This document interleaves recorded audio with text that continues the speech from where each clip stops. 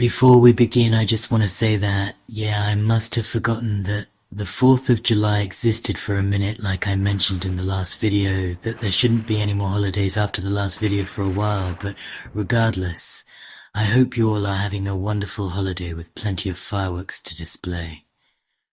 Remember to like, comment, and click the notification bell for my future uploads. Anyway, let's dive into 4 true July 4th horror stories. Enjoy. 1. Swimming with Terror. The shark attack at South Padre Island. I never expected that the most peaceful day of my summer vacation would nearly become the last day of my life. It was July 4th, 2024. My family and I had driven down to South Padre Island for what was supposed to be a much-needed escape. My daughter, Jenna, had just finished her junior year, and my husband, Carrie, had taken a break from work for the long weekend. The beach was our sanctuary. Waves, laughter, sunscreen, and cold drinks. That morning, everything felt right. The sun was out, no clouds in sight, and a warm breeze drifted across the coastline. I waded waist deep into the water, letting it wrap around me like a blanket. The foam tickled my skin, and I smiled watching Jenna on her paddleboard. Carrie was on shore, waving and laughing with her. It was one of those rare golden moments when everything feels perfect. Almost too perfect. The water glistened, smooth and glassy. I remember thinking how calm it was. Not a single seagull in sight. I moved farther out without thinking. I floated on my back for a moment, eyes closed, letting the salt water sting my skin and the sun warm my face. Then I felt something. At first, I thought it was seaweed, something brushing past my ankle, but then it clamped down. Hard. A sudden searing pain shot through my entire body like I'd been struck by lightning. I screamed, but the sound was swallowed by the roar of the ocean. I looked down. What I saw will never leave me. A massive gray blur beneath the waves, its body moving like liquid death. The water turned dark red around me. My leg was torn open, flesh hanging, bone visible. A bull shark, 8 feet, maybe more. I couldn't move. I couldn't breathe. All I could do was scream and flail, which made it worse. The shark yanked again. I felt my muscles snap. It was trying to pull me under, drown me, eat me. My vision started tunneling. I saw flashes of my life. Jenna's first birthday, my wedding day, my father's funeral. That shark, its black eyes like bottomless pits, was staring into my soul. There's no emotion in a shark, just hunger, and I was bleeding out. Then Carrie. God bless him. He sprinted into the water and grabbed me with a strength I never knew he had. July 4th in New York is always loud, too loud. The city pulses with a frenetic energy. Fireworks echo like gunshots between buildings, and people spill into the streets like it's the end of the world. A dark mirror to the joy of independence. That night, I was at Corlear's Hook Park in Manhattan, stretched out on a blanket, trying to find some semblance of peace amidst the chaos. A slice of greasy pizza in one hand, my best friend Jada next to me, sharing stories and quiet laughter. Kids were running around with glow sticks, their faces lit up with innocent joy while music blared from a nearby Bluetooth speaker. We were waiting for the fireworks show, anticipating the dazzling display that would light up the night sky. The air smelled like cotton candy and roasted peanuts. It was humid, almost sticky, clinging to your skin like a second layer. Jada and I were talking about old times, laughing, poking fun at people's outfits, enjoying the simple pleasure of each other's company. We didn't notice the pickup truck at first. Not until the crowd started to part, an unnatural ripple of movement spreading through the park. It was around 8:50 p.m. The light was fading, painting the sky in hues of orange and purple. I remember leaning back, watching the pink sky turn purple, a fleeting moment of peace. That's when we heard it. A bang. A sound that shattered the festive atmosphere. It wasn't a firework. The sound was wrong. Too sharp. Too violent. It sounded metallic, guttural. Like something slamming hard into metal. A sickening crunch that resonated deep in my chest. Then a scream. Then another. Then all hell broke loose. The air filled with the sound of terror. I turned and saw it. A big black truck, a Ford F-150, barreling through the park, its headlights cutting through the dim light. Not on the road, through the crowd, an act of unimaginable violence. People didn't even have time to move. They were frozen, caught in the headlights like deer. It crushed a family, literally drove through their picnic, scattering food and belongings like toys in a hurricane. I saw a woman get hit so hard she flew sideways and landed like a rag doll, her body twisting unnaturally in the air. Someone's stroller flipped, baby crying, father diving, a desperate attempt to save his child from the carnage. It was a massacre, a scene of unimaginable horror and chaos. Jetta grabbed my hand and screamed, "Aran." Her voice was raw with fear, but I couldn't move at first. I was frozen, paralyzed by the sheer horror of what I was witnessing. The truck hit a bench and kept going, splintering the wood into 1,000 pieces. I locked eyes with a boy, maybe 10 years old, standing in the path, his face a mask of pure terror. Then a man, his dad, I assume, threw him out of the way just in time, only to be caught by the bumper, sacrificing himself for his son. The sound, bone cracking, metal bending, people screaming. It plays in my dreams to this day, a constant reminder of the horror. The ground was littered with broken chairs, coolers, spilled drinks, remnants of a celebration turned into a nightmare. Blood mixed with soda and melting ice, a grotesque cocktail of innocence and violence. The truck stopped for a second, a brief moment of false hope that it was all over. Then the driver hit the gas again. But this time, people were ready, fueled by rage and a desperate need to stop the madness. A group of men tackled him, pulled him out through the window, a raw, visceral attempt at justice. He was slurring, reeking of whiskey. He laughed, a chilling, inappropriate sound in the face of such devastation. Said he didn't remember driving, a pathetic attempt to evade responsibility for his actions. The police had to drag the crowd off him before they tore him apart, preventing a descent into complete anarchy. Lucille Pinckney and her teenage son were both killed, crushed under the wheels, their lives extinguished in an instant. Another woman, Anna Morell, died in the hospital later that night, succumbing to her injuries. 7 more were badly injured, their lives forever altered by that night. I saw a toddler with a broken arm crying in her mother's arms, blood soaking her Minnie Mouse dress, an image that will forever haunt me. I haven't been back to that park. I don't go to fireworks shows anymore. The joy has been replaced by fear. When I hear tires screeching, I freeze, my heart pounding in my chest. When I see black trucks, I look for a place to run, a primal instinct to escape the danger. That driver took more than lives that night. He took peace, he took safety. He stole our sense of security. He turned a celebration into a war zone, leaving behind a landscape of devastation and trauma. I had never seen so many people congregated in one place. The Stadium of Fire at BYU's Lavelle Edwards Stadium was legendary, a true spectacle. Everyone in Utah talked about it.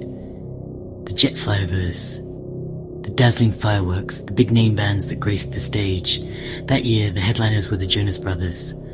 My little sister begged and pleaded with me relentlessly to take her. I agreed, reluctantly, with a heavy heart. I hate crowds, the sheer mass of humanity. But I thought, what's the worst that could possibly happen at such a well-organized event? The answer? Everything imaginable. We got there early to secure good seats. The place was buzzing with an almost palpable energy. Vendors hawking cotton candy, popcorn, and those ridiculous foam fingers. Kids with red, white, and blue face paint, their eyes wide with anticipation. American flags waving proudly everywhere you looked. I remember thinking it was beautiful. Pure Americana. The kind of scene you'd find immortalized in a Norman Rockwell painting, a snapshot of idyllic American life.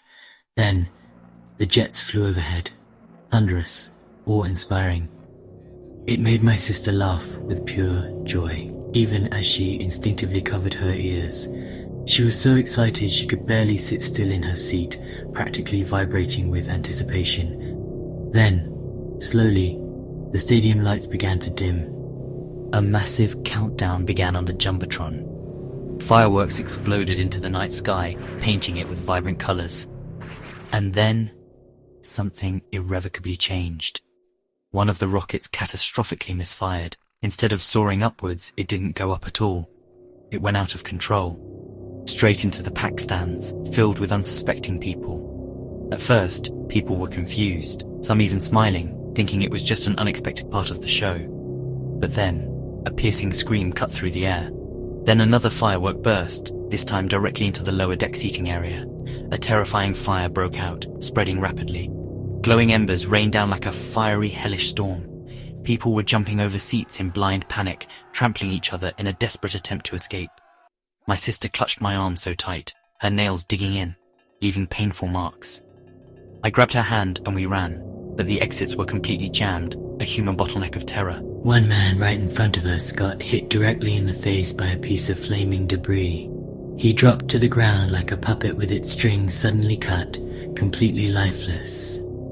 Another kid's shirt suddenly burst into flames. His quick-thinking mom smothered the flames with her jacket, saving him from further injury. The acrid smell of burned hair and flesh permeated the air. It was absolutely everywhere. The music kept playing for what felt like a horrifying eternity. Like the show was completely oblivious to the fact that we were all potentially dying. Security seemed to be moving in slow motion, their response woefully inadequate. No one had any idea if it was a coordinated terrorist attack, a horrific accident, or something even more sinister. Small kids were getting separated from their families, lost and terrified in the chaos. I saw someone being trampled so badly that they lost consciousness right there on the ground. I distinctly remember seeing a woman with a clearly dislocated shoulder, yet she was still desperately dragging her young daughter behind her, her face etched with pain. We finally managed to escape through a service gate that someone had pried open. Emergency crews were just beginning to arrive on the scene, sirens blaring.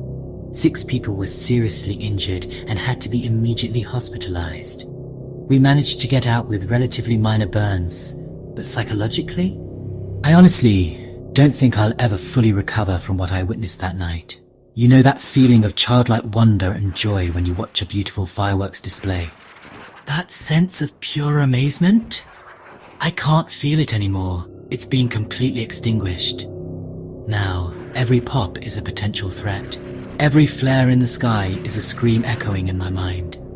They say the incident was caused by a simple mechanical malfunction, but deep down, I think it was something far worse, something more sinister at play.